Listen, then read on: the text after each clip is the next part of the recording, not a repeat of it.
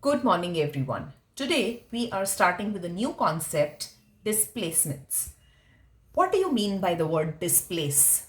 It simply means to move something from one position to the other.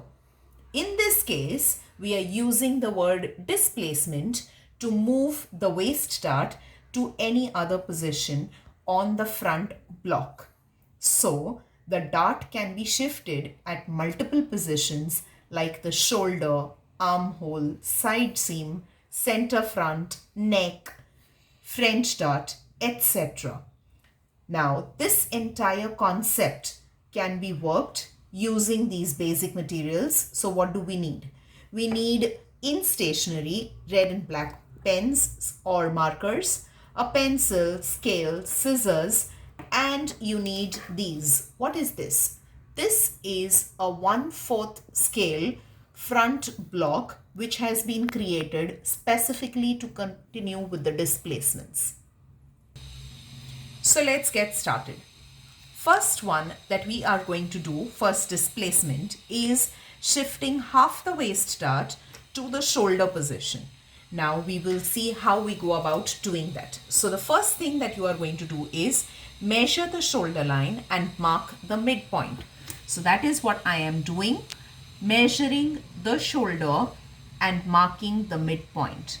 Now once I have marked the midpoint, I am going to draw a line from the shoulder midpoint to the bust point where my dart ends. So this is the exact way how you are going to click this line. So here what I have done is I have inked the slash line that we had marked in red solid and I have indicated my slash line over it. Why have we used red solid? Because red solid indicates a cutting line. So here we are going to cut this line. I'm just holding it and cutting it exactly where I had marked the slash line, right up till the bust point. So if you can see, this has been cut. Now after this, what you need to do is you need to fold half your shoulder dart. Now I will show you two ways of folding the waist dart.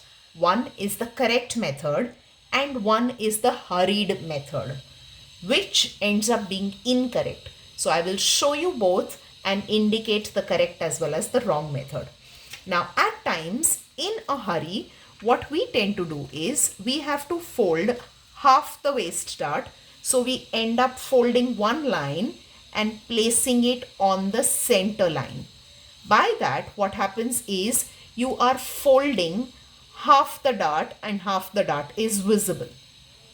But this is incorrect because when you trace it out on the final block, your waist dart line is going to be crooked. It does not remain straight, the center line of the waist dart. So what I would want you to do is measure the distance from one dart leg to the center line and likewise from the center line to the second dart leg. Now here I am going to mark the midpoints of the dart leg to the center of the dart. Now once I have marked these points, I will fold along one line and place it over the second line. So with that, what is going to happen is that my dart will remain straight without becoming tilted towards one side. And this on paper may not seem like an error, but when you stitch a garment, it actually looks crooked on the garment. So what we will do is, now you can see this is the marking and I am folding this line on top of my second point. So my dart remains straight and at the same time, voila, what's happened? My shoulder has opened up, which means that the fullness of my half waist dart has got transferred or displaced to my shoulder position. That is what we are actually doing. Let's do a quick repetition. What have we done?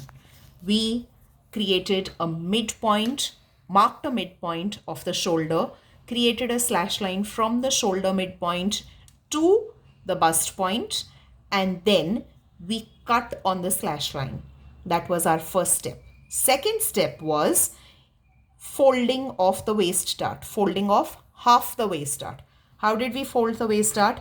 We marked the midpoint of dart leg to the center line to the second dart leg. We marked 2 midpoints here. And then the folding was, now if you're not very comfortable, you can draw a line from here to the bust point and then do the folding. Otherwise, you can simply pick up the point, hold the bust point together, crease it neatly, and then flatten it down on the second point. And your shoulder dart opens up or it gets formed. Now, if you turn this on the other side or like this, you can see that the fold of the dart is visible. Now, what about the direction of the fold of your dart? The wrong side. Now, how would you fold it? What should be the direction of the fold? For the folding of the darts, the waist dart, the French dart position, side seam, and the armhole, the darts get folded towards the shoulder.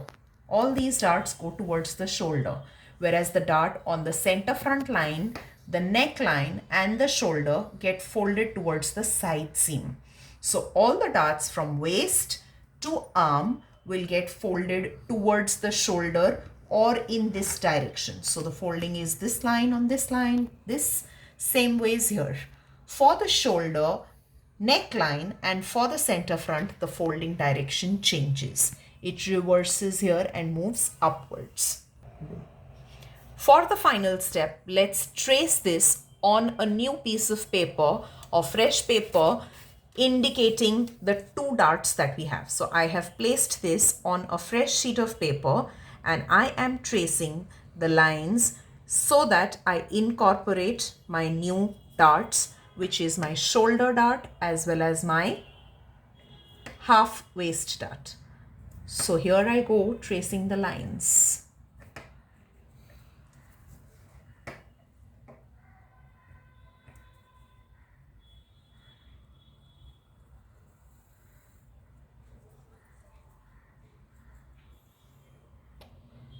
So here we've completed the tracing of our slashed and dart shifted piece. So this is, you can see, in pencil. Now let us do the inking. Some things to remember when you are doing the inking. One is, this is where your bust point is. Now when you look at any stitched garment, the dart does not end right at the bust point.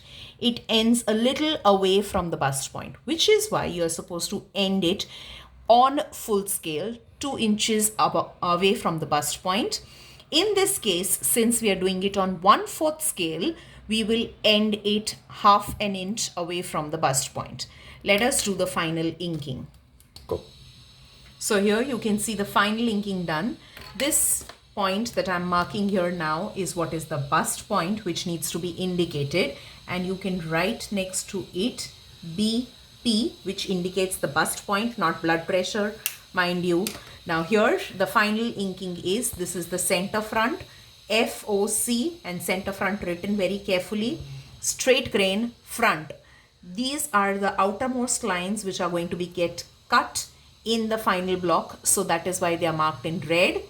The dart legs go in black dotted because they will be stitched together, and the center line of the dart goes in red dotted so that we know that it is going to be folded. Now let us take a look at all the 3 steps together. So this is your step number 1, where you mark the midpoint, draw the slash line in red solid, cut the line, fold the dart. That is your step 2, and trace out the second step and do the complete inking, which is step 3.